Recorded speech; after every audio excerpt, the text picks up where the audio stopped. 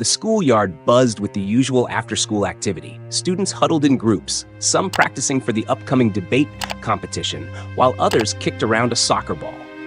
Carlos Cal Reyes walked through the quad with Jamal Thompson, discussing their latest student council initiative, when Officer Nathan Briggs strode over, his eyes locked on Cal. "You kid," Briggs barked. "Where do you think you're going in such a hurry?" Cal stopped, his brows furrowing. "I'm heading to the library, officer," Briggs smirked, shaking his head. "Funny, you don't sound like you belong here. Maybe we should check if you actually go to this school." A few students nearby turned their heads, sensing the tension. Cal, ever composed, straightened his shoulders. "I've been a student here for 3 years. My student ID is right here," he said, pulling it from his pocket. Briggs snatched it and examined it as if expecting it to be fake. "Filipino, huh? Never figured your kind to be the outspoken type. Maybe you should stick to what you're good at, keeping quiet." Jamal had been recording discreetly with his phone, capturing every condescending remark. Students whispered among themselves, their discomfort growing. Before Cal could respond, a commanding voice interrupted. "Officer Briggs, that will be enough." Ms. Danielle Cruz strode across the quad, her presence undeniable. Students fell silent as she approached, her gaze locked onto Briggs with unwavering authority. "I've been listening, and I've heard more than enough," she said. "Cal is an exemplary student, and I won't allow you to degrade him or anyone else under my watch." Briggs scoffed. "I was just doing my job, keeping the school safe."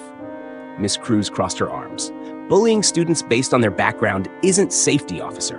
It's harassment, and it stops now." By then, Principal Lorraine Davis had been alerted. She arrived just as the murmurs of the crowd grew louder. "What's going on here?" she demanded. Jamal stepped forward. "We have everything on video, Principal Davis.